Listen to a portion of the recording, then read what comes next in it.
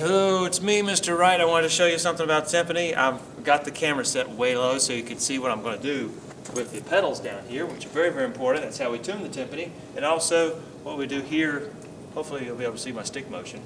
And the way you tune timpani, there's three right here. Normally, in a professional situation, there's four. There'll be one that's bigger right here. And the way the lowest pitch, the fundamental tone of each drum would be a low D, F, A, and then a C, like a D minor 7 chord. But we're not using the lowest drum because we have never been able to afford it yet. We just haven't spent the money on it. It's also hard to get through some doors, but because it's so big. But some professional orchestras, they'll have 8 of them. But most of them, we just have 4. But I've tuned the timpani, and the way you play the timpani, you're going to play just striking the drum. You don't want to play in the middle like you do a bass drum, because that's a very dead sounding sound that you don't want on the timpani. You want it to be ring and resonate. You want from the rim. You want to play about 3 inches from the rim, and you want to use a technique. The way you feel this is if you, like, say, I'll put my arm straight up in the air and let gravity pull that stick back into my fingers. I'm going to do that. That's the same kind of a feel. I'm going to have like a fulcrum point right here with my thumb and first finger, and I'm going to let my other fingers kind of, as the timpani stick bounces off the head, I'm going to let it bounce back into my fingers, and my fingers are going to do all the work to where it'll look like this. The only thing that's moving is really these 3 fingers.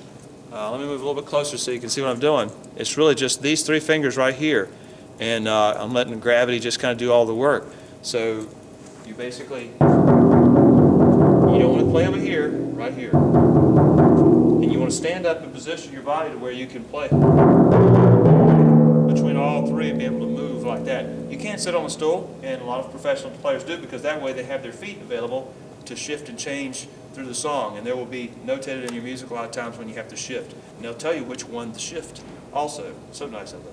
But it is written in bass clef, so you need to pay attention when you're practicing your bass clef left hand stuff in your piano books.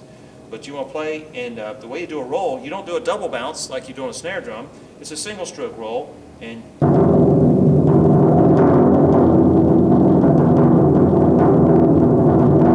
like so.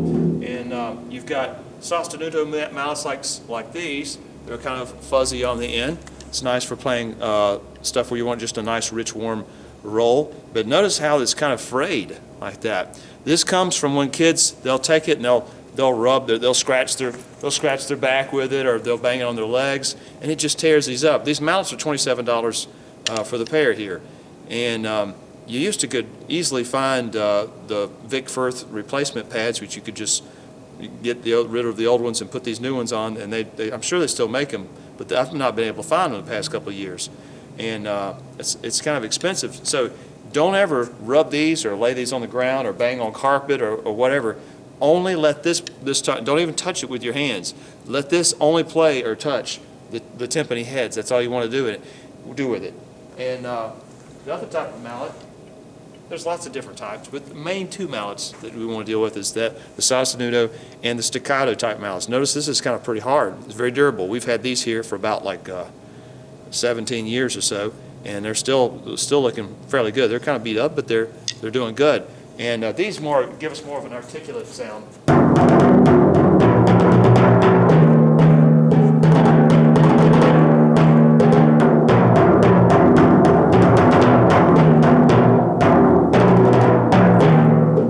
So that's right. And the way we tune the timpani, you don't have to sit there and go and then move the pedal. These pedals on this drum, they're unique in that this is more of a standard one where you just up and down,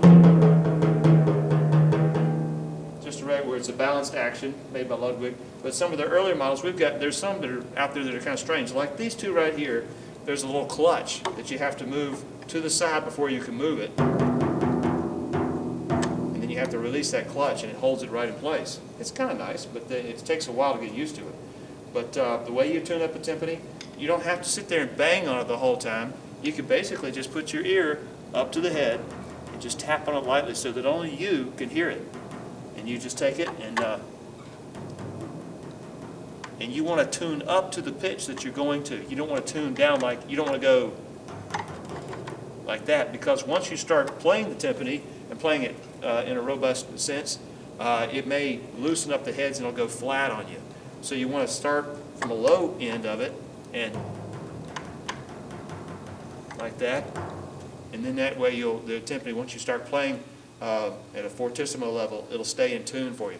Also, these lugs around the timpani have to be in tune also as you play it, because it could be in tune here according to what the band's playing, and it'd be out of tune over there, one of these other lugs. So these have to be tuned as well. Also, every once in a while you want to take the timpani head off, and this head has to be able to flow smoothly over the rim of the drum.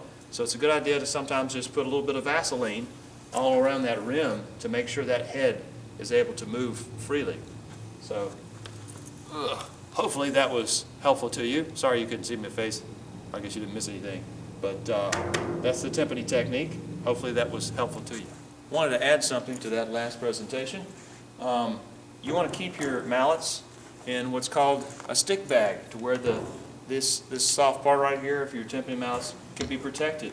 And of course these come with little strings to where you can hook them on to the side of the timpani or some other place, and just keep them all neat and tidy. You can keep a pitch pipe inside the drum. A lot of times my percussionists, they like to use just a xylophone or a keyboard, something like that to tune to. And but you want to take care of your mallets. It's a big investment. This is like $50 worth of mallets right here. And whenever you finish playing the timpani, you want to release the pedals. That means let all the tension out. Bring the toe all the way up and the heel to the floor, so it's at the lowest relaxed position all the way around. And then, if you've got covers for your timpani, you always want to just cover it right back up, so that somebody coming by and throwing something or hitting something that nothing happens to the timpani heads, because these timpani heads can be like $65 or more a piece. Also, you don't want people laying on your drum or laying big piles of books, a book bag on top of these, because that'll also stretch and mess up your drum heads. So you want to take care of your equipment. You don't want to bash your timpani if you have to move yours like we do. You don't want to bang them together, because it can scratch up these bowls. We've got fiberglass bowls. Some people have copper, but you want to take care of this. You want to take care of all of your equipment to make sure it lasts a long time, and it'll last you a lifetime if you'll take care of it.